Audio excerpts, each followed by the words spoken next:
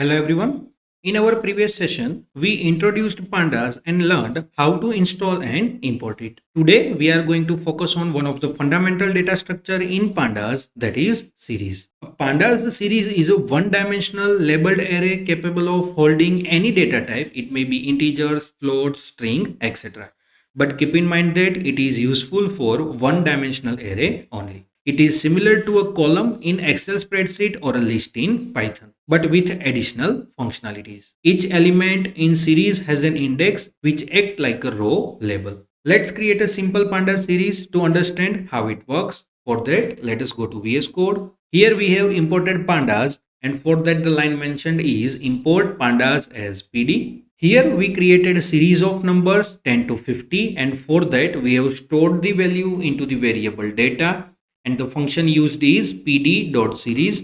Within its round bracket the data array is provided, so within square bracket data provided is 10, 20, 30, 40 and 50, and then after the data is printed, so within print argument data is passed. Now to check the output, let us run the program.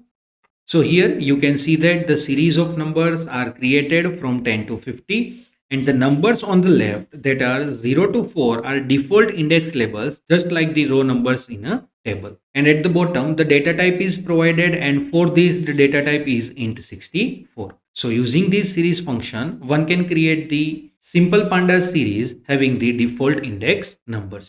As you can see, by default pandas assign a numeric indexes starting from 0. However, we can customize these index labels. To understand that, let us again go to the next program. Here you can see that we have provided the data that is equal to pd.series. Within round bracket, elements are provided within list, that is 10, 20, 30. Now comma, we will write the labels for the index. So comma index equal to, within square bracket we will provide the label for the index which we require. So here we have mentioned a comma b comma c.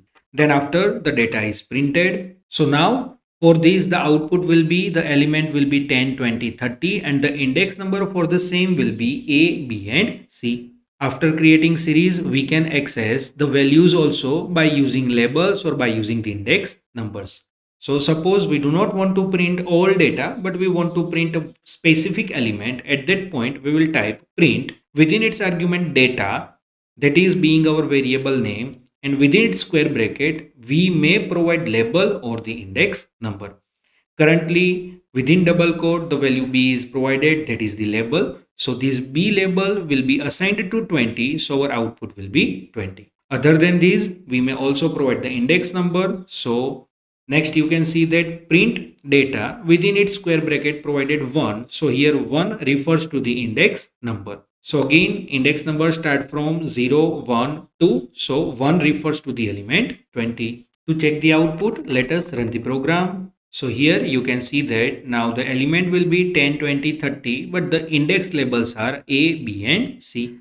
The data type being int64 only. For the second, we are getting the output 20, and same way for the last one, that is for the index label, we are also getting the output 20. So whether you use default index or custom labels, Pandas makes it easier to retrieve the data. Till this example, we understood that using list, we can create the Pandas series. But there is also another option available to create a series, and that is from the Python dictionary. And this is very useful for handling the structured data.